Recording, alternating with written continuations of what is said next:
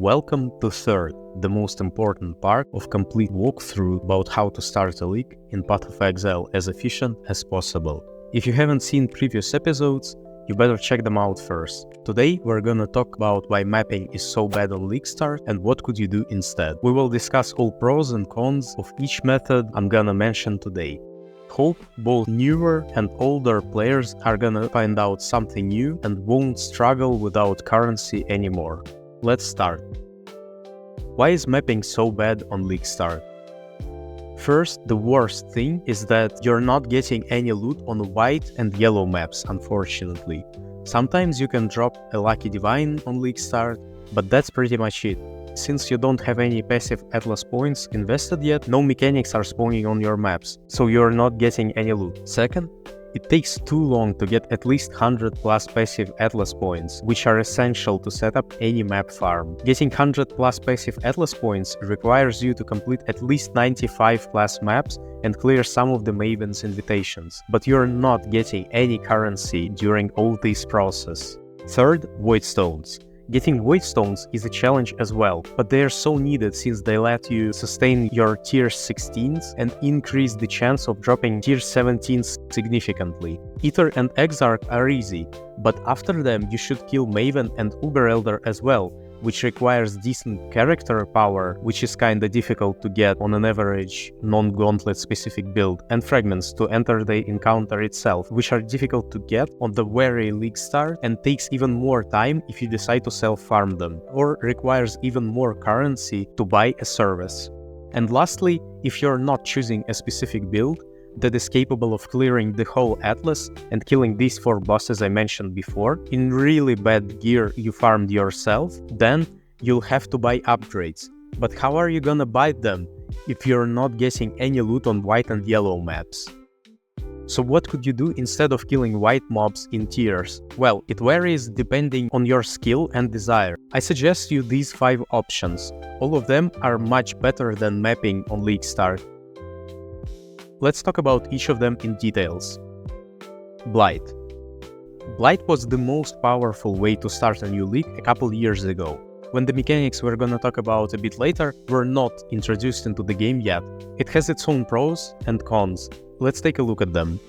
It is really easy to complete low tier Blights with pretty much any build if you're building towers.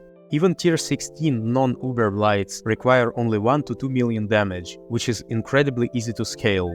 Lots of XP, you'll level up much quicker than by doing maps. Loot. Like all the mechanics that are perfect on league start, Blight has flat rewards, which means if you're opening assist with currency mark on it, for example, you are getting currency out of there, no matter what. It could be a transmutation or a divine, no one knows, but you're 100% gonna get at least something. In addition, you might get some of the Blight uniques here, which are worth something. Now cons. Possible to fail. If you're not paying attention or entered a higher tier that you're able to handle by now, it is possible to fail a map, which means you are going to lose a map you launched without getting any loot. It is not tragic, these maps aren't worth much, but you're still wasting some time. Worse than everything else. Right now, Blight is not as good as other strategies, but it is much easier and barely requires any game knowledge. Becoming bad too fast. The biggest chunk of your profit is bubblegum currency that becomes cheaper every hour, so after getting desired character level and a decent stack of currency, you better try something else. It requires anointing to scale further. If you want to continue farming Blight, you'll have to anoint every single map with oils.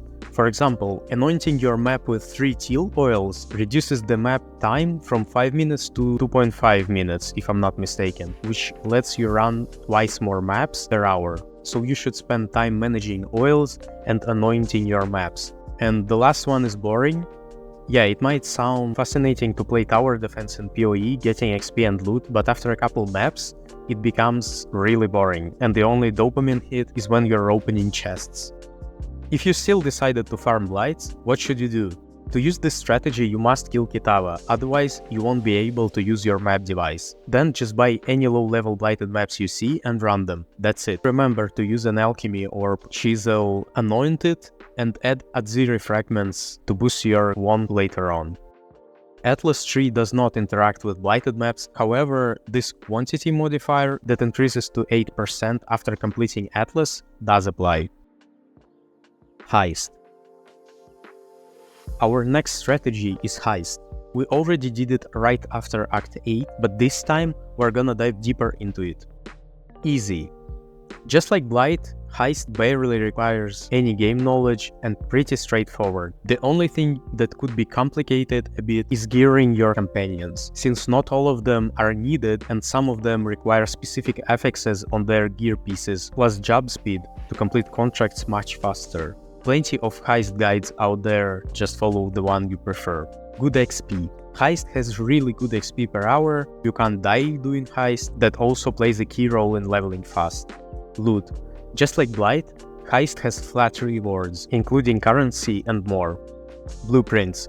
If you want to scale your farm and start getting even more profit, you should run blueprints. Sometimes you might get a chase item, like an expensive replica, simplex amulet, or brooch with divine convert. All these items are worth a lot. Possible to fail. But unlike during Blight, you lose all items you got, this haste, and the contract itself. Slightly better than Blight, but still worse than everything else I will mention today. Requires a specific build to be efficient. Such builds are very fast, but the only thing they can do is run Heist. These builds can't even attack anyone. They just place decoy totems and are incredibly tanky to not lose any loot. You want to gear up your companions. It's not that expensive if you craft all these items yourself, but it is time consuming. Farming reveals. Reveal farming is essential if you're running blueprints, and it's insanely boring. You just rush to complete the contract without any loot to be able to reveal blueprint rooms to get more loot out of them. If you decided to do Heist, just continue buying contracts each level up. Also buy the ones you want on trade site. Focus on speccing into Heist Runner build and then rush your Mageblood. Also gear your companions properly and start running blueprints as fast as possible. Expedition. This one is much more interesting than previous strategies. Personally, this is one of my favorite mechanics in the game, not only because how rewarding it is, but also how variable it can be. Expedition can be divided into 4 directions. Tugen, currency. Scythe logbooks. One of the most profitable. Lots of bubblegum currency, divines. Choose him if you just want some stable income or like refreshing him waiting for that dopamine hit. Rogue, crafting, chalice logbooks. Best on League Start if you know what and how to craft. Literally a currency printing machine for some people, but you have to understand what is going to sell and what is just garbage. Also requires a lot of premium tabs to trade. Gwenon, gambling.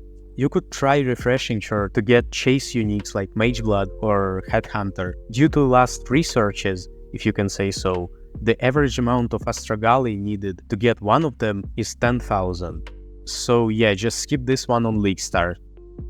Last one, Denig, Sun Logbooks, is basically everything. He's also the most profitable one.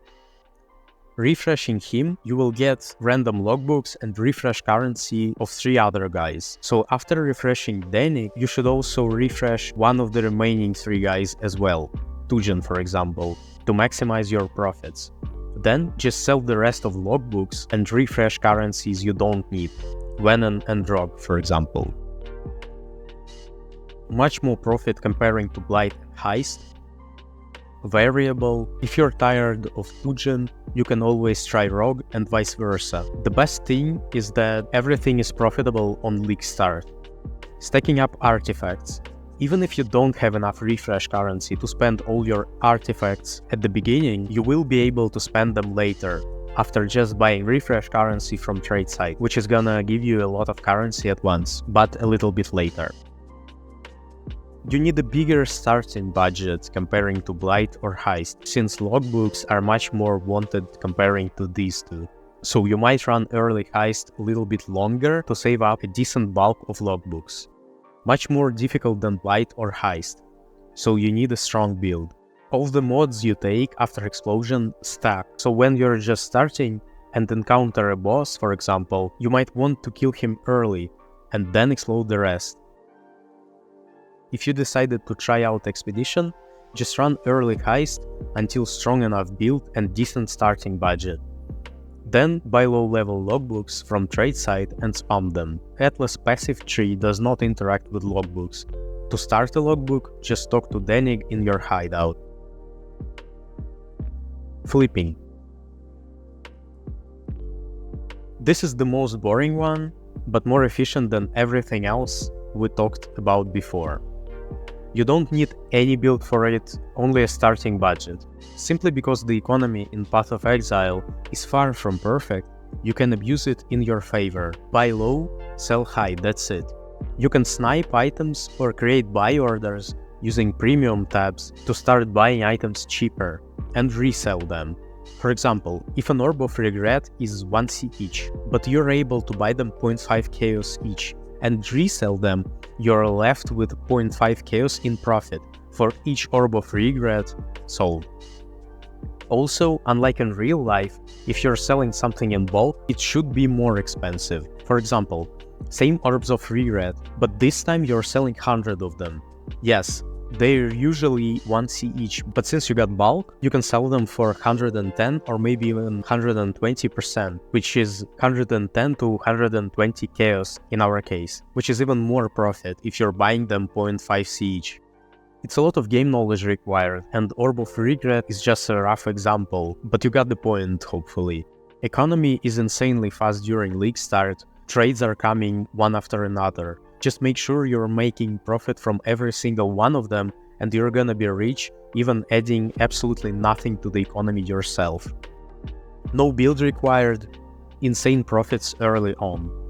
Extreme game knowledge needed, what and when to buy or sell, how to set up your bulk buy and sell orders, what is the most efficient item to flip on league start, and so on. All these small factors here and there let you make a bank on league start from your hideout, but it's absolutely impossible if you're new to the game or bad.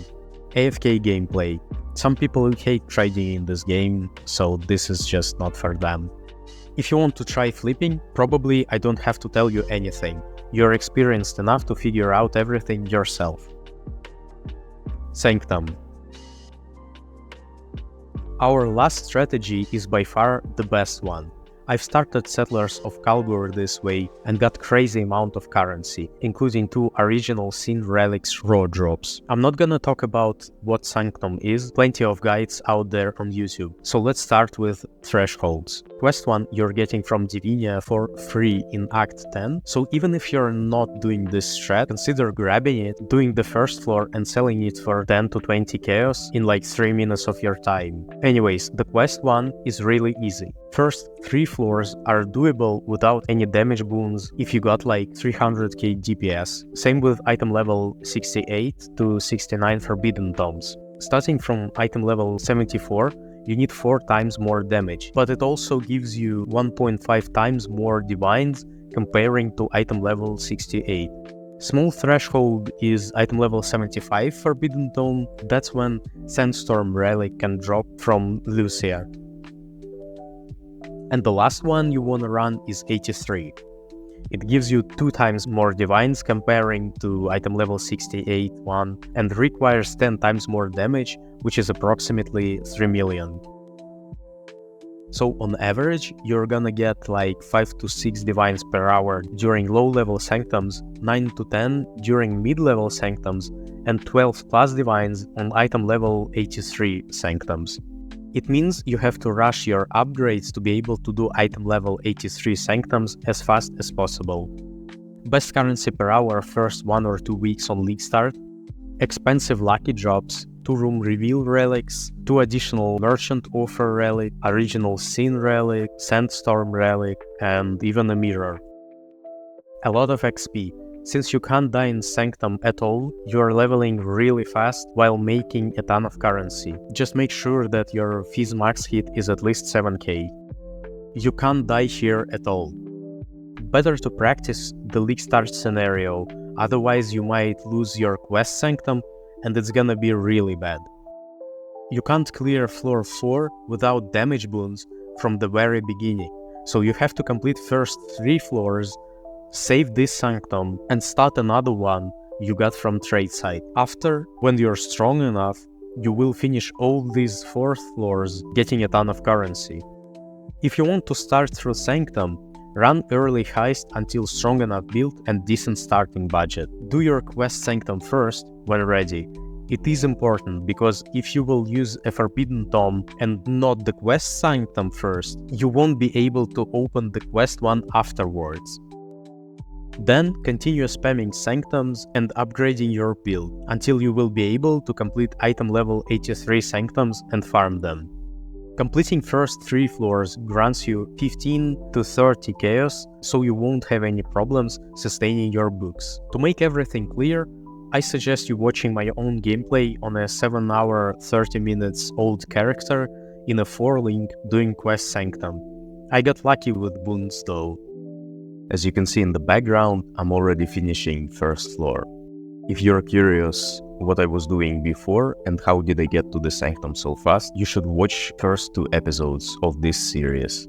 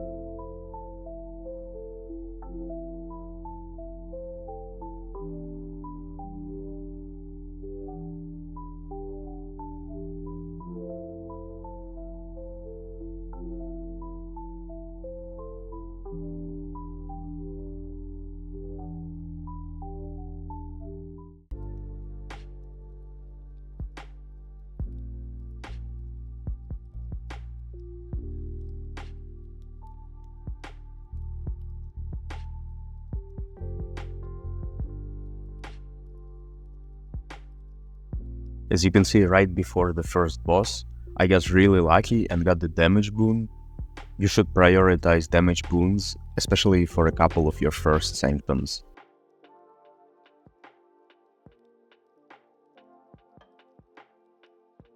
This damage is really good now.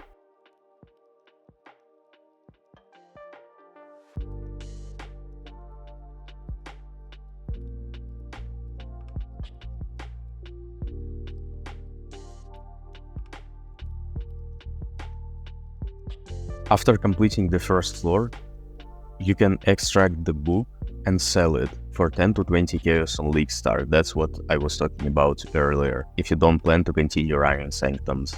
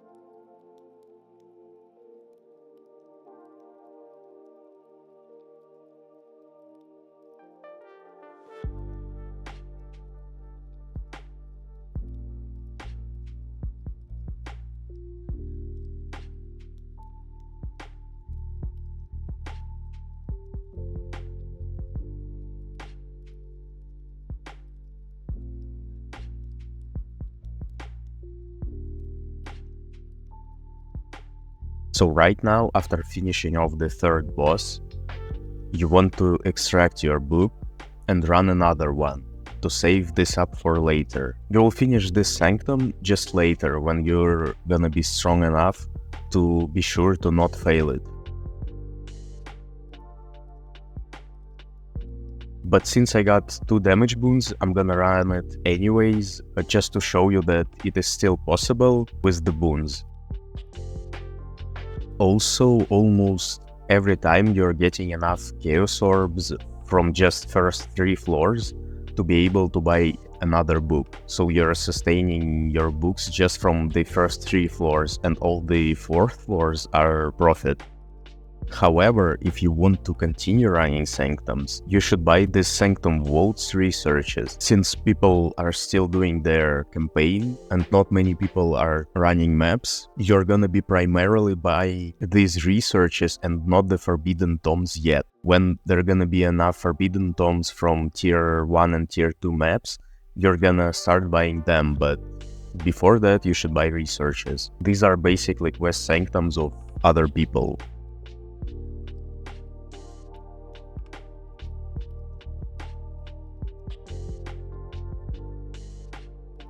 Also, both Exalted Orbs and Divine Orbs are equally weighted, so this Exalted Orb would have been a Divine, but we got really unlucky, But yeah, it is possible to get divines from your quest Sanctum.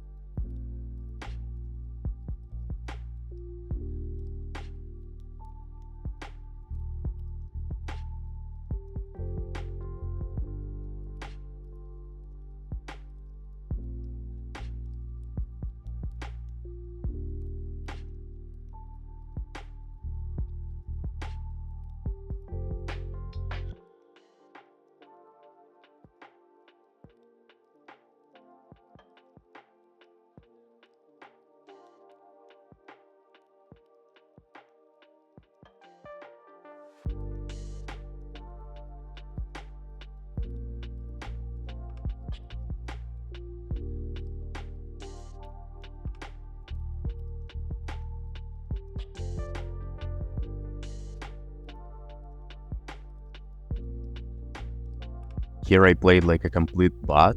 I got hit by both arrows because I couldn't see the mob, like the mob was off screen. You want to always see the mobs that are nearby, but we're still gonna pull it off no matter what. Sometimes because of some affliction combinations, you might lack coins at the end of the room. Then just come back and grab some coins, try to find some chests or loot the coins from the mobs you didn't loot before.